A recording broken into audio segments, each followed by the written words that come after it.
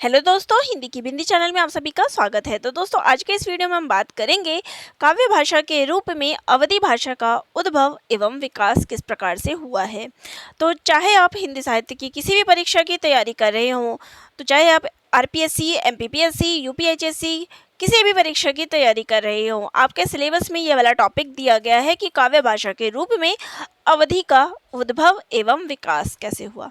तो पिछले वीडियो में मैंने आप सभी को ब्रज भाषा का उद्भव एवं विकास यानी काव्य के रूप में जो ब्रज भाषा का उद्भव एवं विकास कैसे हुआ है वो मैंने आप सभी को बताया था, और उस वीडियो का लिंक मैं डिस्क्रिप्शन बॉक्स में दे दूंगी और आप वहां जाके उस वीडियो को देख लीजिएगा।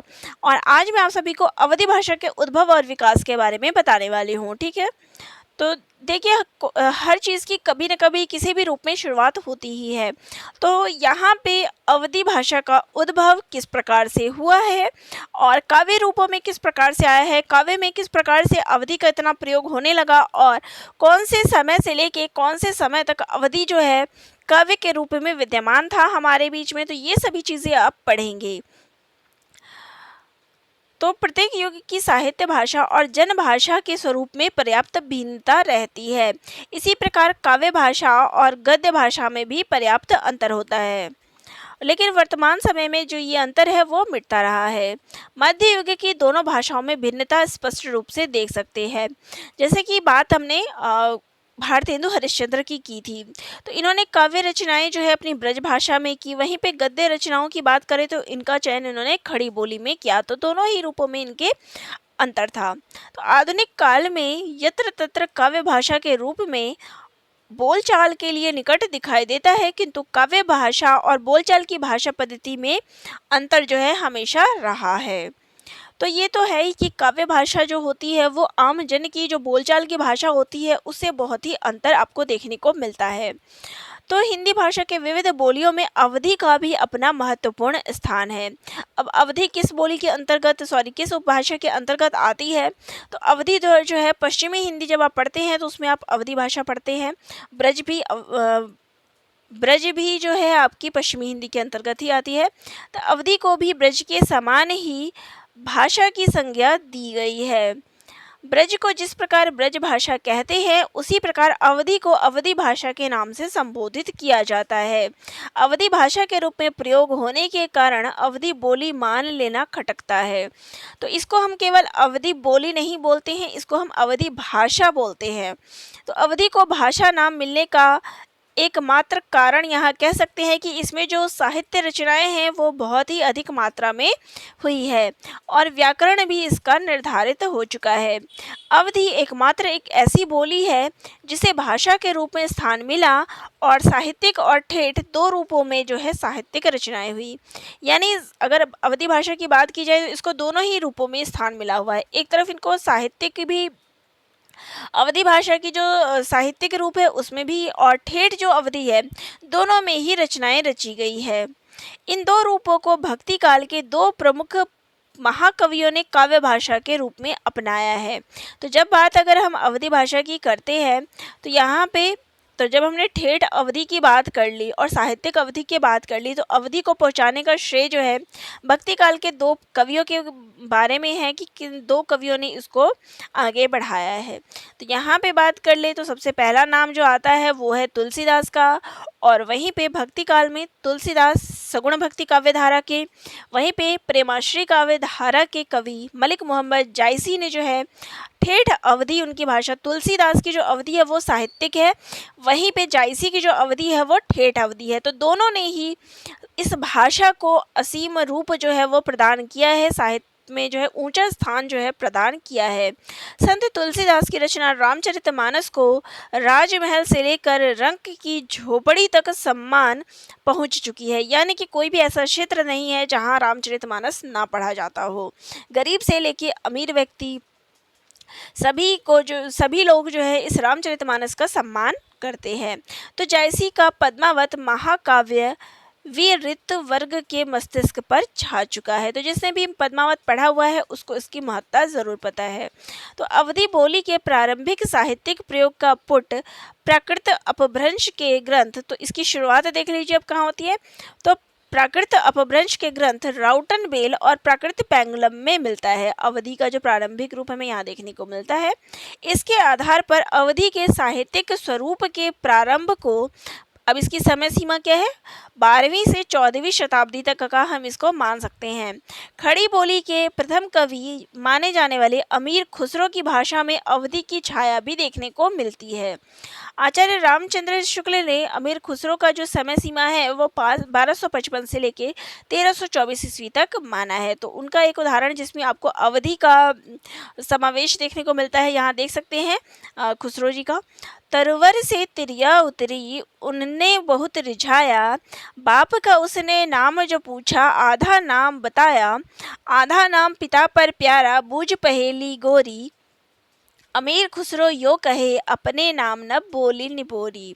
तो यहाँ पे इन पंक्तियों में एक विशेषण और उत्तरी क्रियापदों में अवधि का संरचनात्मक रूप जो है देखने को मिलता है।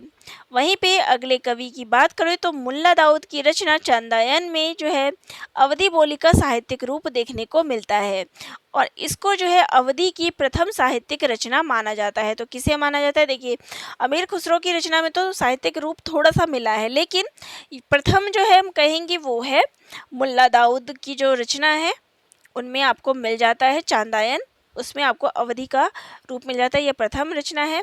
इसके बाद अगले कवि हैं कुतुबन, इनकी मृगावती में दोहे और चौपाई जो है वो छंद जो आधारित है वो अवधि भाषा में रचित है। तो पहले कवि हमारे हो गए अमीर खुसरो में अवधि का स्वरूप मिलता है। इसके बाद अगर पहले की बात करें, यहाँ पे शुरुआत हम कहाँ से मानेंगे, तो इसको हम मुल्ला दाऊद की रचना चांदायन से मानेंगे। इसके बाद कुतुबन कृत मृगावती में मिल जाता है। इसके बाद जो है जायसी की रचना पद्मावत में 1540 ईस्वी, देखिए सन के अनुसार यहाँ पे आप देख सकते हैं 1379, फिर 1530 और फिर 1540 ईस्वी। तो ये जो है प्रेमाश्री काव्यधारा की सर्वश्रेष्ठ रचना है पद्मावत। अवधि भाषा का ही नहीं, हिंदी साहित्य के चर्चित महाकाव्यों में से और ये एक प्रमुख ग्रंथ है। जायसी की भाषा में अपूर्व माधुर्य है। ठेठ भाषा का जैसा रूप जायसी ने हिंदी साहित्य के लिए अपनाया है वैसा अन्य किसी ने भी नहीं अपनाया है। सवरो आदि एक करतारु जेह जिये दिन किन्ह संसारु, किन्ने सी प्रथम ज्योति परमासु, किन्ने सी तेहि प्रीति कवि सासु। तो यहाँ पे जायसी का जो अवधि भाषा, ठेठ अवधि भाषा का रूप जो है यहाँ आप देख सकते हैं। इस पद्यांश में आदि, प्रथम, प्रथम पवन, जल आदि कुछ ऐसे तत्सम शब्दों को छोड़ दे तो अन्य सभी जो शब्द हैं वो ठेठ अवधि में हम देख सकते हैं। इन पंक्तियों में इकार, आकार बहुला रूपों के साथ अनुनासिकता का भी गहरा प्रयोग दिखाई देता है। तो जायसी ने पद्मावत में फारसी पद्धति का अनुसरण करते हुए काव्य भाषा में विभिन्न पदों को विपरीत क्रम में प्रयोग किया है। तो यहाँ पे देखिए इनका एक उदाहरण है नक्शिक खंड का जो है देख सकते हैं, भोहे श्याम धनुकु जनु ताना, जासो हेर मार बिखमाना। आगे है नैन बाक सरी पूज न कोऊ, मान समुद्र आस उलथही दो। तो इन पंक्तियों में श्याम भोहे, बाक नैन ना कहकर भोहे श्याम और नैन बाक रूप से विपरीत क्रम में प्रयोग करके जो है भाषा को उन्होंने गंभीर रूप प्रदान किया है। तो जायसी के काव्य में हम देख सकते हैं जो उन्होंने ठेठ अवधि का रूप प्रदान किया है। इसी प्रकार से जो है नागमती वियोग खंड जो पद्मावत में दिया गया है उसमें जायसी ने झूरो, पूछा, मूज, दूबरी, बिहोनी, धूली, तो कुछ इस प्रकार के शब्दों का जो है प्रयोग किया है। अवधि की अब मुख्य प्रवृत्ति क्या है, तो इकार और बहुला रूप भी यहाँ पे हम देख सकते हैं, जैसे छाजनी, तुनुबर, बिरहा, आगरी, तो ये सब जो है इकार का प्रयोग है जो जायसी ने अपने में किया है। वहीं पे यहाँ पे उकार शब्दों का प्रयोग जो है यहाँ पे किया है, तिनुवर, तिबुनु, भयु। अब यहाँ पे आप मुख्य रूप से जो याद कर सकते हैं वो यही है, जायसी कवि के रूप में याद कर ले कि कौन कौन से कवि हुए हैं। और क्योंकि अब इतना डिटेल में आप देखेंगे तो आप बोर हो रहे होंगे कि मैं क्या बोरिंग पढ़ा रही हूँ, ये भी लगेगा कई बार आपको। तो मुख्य रूप से जो आप यहाँ पे पढ़ेंगे वो आप यही याद कर लीजिए कि कवियों का क्या क्रम रहा है, इसको आगे बढ़ाने में कौन सी रचनाएं जो है इसमें है। ठीक है, तो यहाँ पर इसके बाद बात करें तो जायसी के बाद नाम आता है मंझन कृत मधुमालती का। ये अवधी भाषा का में चर्चित एक प्रमुख प्रेमाख्यान है। इस रचना में प्रेम का गंभीर और एकान्मुख रूप प्रस्तुत किया गया है। हिंदी के प्रेमाख्यानों में प्रायः बहुपत्नीवाद की जो विचारधारा है वो दिखाई देती है, जबकि यह कृति इसके विपरीत है।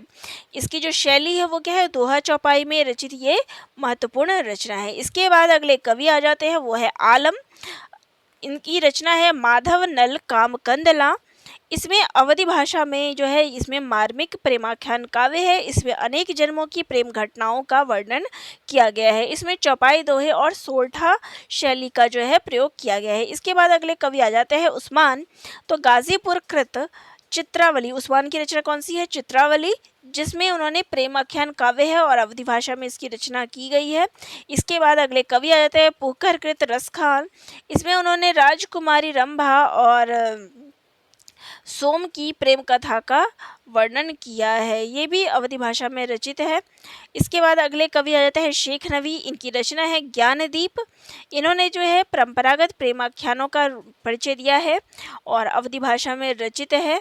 चलिए इसके बाद जो है तो जायसी आदि सूफी, ये सूफी संत कवियों ने अवधी को ठेठ रूप में काव्य रचना के रूप में इसको अपनाया है। तो यहाँ पे इसके बाद हम अगले कवि के रूप में बात करते हैं तुलसीदास की। तो इनका रामचरितमानस अवधी के साहित्यिक स्वरूप के अप्रतिम रचना है। तुलसीदास ने ब्रज और अवधी दोनों भाषाओं में अपनी रचनाएं की है और दोनों ही भाषाओं पर इनका समान रूप से पूर्ण अधिकार था।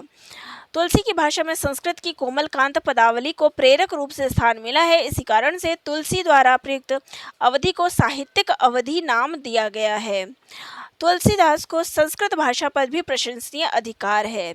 राम भक्त सहृदय कवि ने रामचरितमानस के प्रत्येक खंड के मंगलाचरण में संस्कृत भाषा के श्लोकों का वर्णन किया है। ठीक है, तो यहाँ मैं इतना नहीं दिखा रही हूँ। तो यहाँ पे तो अयोध्या कांड के प्रथम दोहे के विभिन्न पदों में उकार के प्रयोग से साहित्यिक अवधि की लयात्मकता और भावात्मकता को गुरुतर होता स्वरूप दिखाई देता है। तो यहाँ पे आगे बात करें तो हिंदी साहित्य में आप देख सकते हैं रामचरितमानस में किस प्रकार से यहाँ पे रामचरितमानस हो गया। इसके बाद अगर आगे बात करें तो अगले जो कवि आ जाते, देखिए अवधी भाषा, हिंदी साहित्य के उत्तर मध्यकाल में अवधी भाषा का जो प्रयोग है, काव्य भाषा का रूप जो है वो कुछ सिमट गया। कुछ कवियों का काव्य भाषा ब्रज में अधिक जो है दिखाई देता है। उदाहरणार्थ रीति मुक्त कवि ठाकुर की रचना में यत्र तत्र अवधी रूप जो है तो अनेक कवियों ने जो है अवधी भाषा का प्रयोग किया, लेकिन तुलसीदास के जैसा रामचरितमानस में जिस प्रकार से तुलसीदास ने अवधी भाषा का प्रयोग किया है वैसा अन्य कवियों में नहीं पाया जाता है। और इसके बाद अगर बात करें तो उत्तर मध्यकाल में अवधी भाषा का काव्य रूप जो है वो कुछ सिमट जाता है। कुछ कवियों ने काव्य भाषा ब्रज में अवधी का जो है नाम मात्र ही हम देख सकते हैं। यानी कि एक उदाहरण स्वरूप अगर बात की जाए तो रीति मुक्त कवि ठाकुर की रचना में ही कहीं कहीं आपको अवधी रूप दिखाई देता है। इसके बाद अगर बात करें कि भारतेंदु युग में तो ब्रज भाषा के स्थान पर खड़ी बोली जो है काव्य भाषा के रूप में उभरी। तो पहले क्या था कि देखिए अवधी भाषा जो है काव्य के रूप में थी, लेकिन जब भारतेंदु युग आया यानी भक्ति काल के बाद का जो समय आया, रीति काल में ना के बराबर ही केवल ठाकुर के ही जो रचना है उसमें थोड़ा दिखाई पड़ा। और उसके बाद जब हम भारतेंदु युग पे आते हैं तो इसमें जो काव्य की भाषा थी ब्रज थी, लेकिन उसके बाद जो काव्य की भाषा है वो खड़ी बोली में परिवर्तित हो गई। इस युग में अवधी को पुनः काव्य भाषा के रूप में जो है अपनाया गया, लेकिन ऐसा नहीं है कि बिल्कुल ही समाप्त हो गया। कुछ कवियों ने जो है काव्य भाषा में अवधी को भी स्थान दिया है, जैसे कि प्रताप नारायण मिश्र, बलभद्र मिश्र, जानकी प्रसाद ने अवधी में कुछ फुटकर रचनाओं को प्रस्तुत कर अवधी के आधुनिक युग के लिए जो है उन्होंने साहित्य का द्वार खोला है। यानी कि आधुनिक काल में भी आधुनिक काल की बात करें तो भारतेंदु युग में भी अवधी भाषा में काव्य रचनाएं की गई। इसके पश्चात शीतला सिंह गहवारधी, द्वारका प्रसाद मिश्र, वंशीधर शुक्ल और चंद्रभूषण द्विवेदी, रमई काका जैसे अनेक प्रमुख कवियों ने अवधी में अपनी श्रेष्ठ रचनाएं प्रस्तुत की। रमई काका ने अवधी में भीनसार, बौछार, गुलछर्रा, फुहार और नेताजी आदि चर्चित रचनाओं का सृजन किया। महाकवि तुलसीदास के पश्चात रमई काका ने अवधी क्षेत्र में सर्वाधिक लोकप्रियता हासिल की है और उनकी रचनाएं जो है वो हास्य व्यंग प्रधान है। तो हिंदी साहित्य को समृद्ध करने में अवधी भाषा जो है विशेष अपना स्थान रखता है। अवधी काव्य भाषा की दो धाराओं में मुख्य रूप से बात करें तो महाकवि तुलसीदास और उसके बाद मलिक मोहम्मद जायसी का नाम जो है वो ऊंचे स्थान पर है। इन्होंने जो है अपनी महान रचनाओं रामचरितमानस और पद्मावत को हिंदी साहित्य में अनुपम धरोहर प्रदान किया है। तो ये था काव्य भाषा के रूप में अवधी का किस प्रकार से जो है स्थान प्राप्त है, किस प्रकार से जो है अवधी भाषा का क्षेत्र जो है फैला हुआ है काव्य में, ये आपने संपूर्ण वीडियो में जाना। तो यहाँ पर हमारे वीडियो आज का जो है काव्य भाषा के रूप में अवधी का किस प्रकार से जो हम कह सकते हैं कि भक्ति काल से लेके आधुनिक काल तक किस प्रकार से जो है समय जो है चला और उसमें अवधी भाषा ने जो है काव्य में अपना स्थान प्राप्त किया, तो इसके बारे में संपूर्ण जानकारी। तो आप सभी को वीडियो कैसा लगा कमेंट करके ज़रूर बताइएगा और चैनल पर नए हैं तो लाइक शेयर और सब्सक्राइब भी कर लीजिएगा। किसी टॉपिक से संबंधित कोई जानकारी चाहिए तो वह भी कमेंट बॉक्स में कमेंट कर लीजिएगा। धन्यवाद।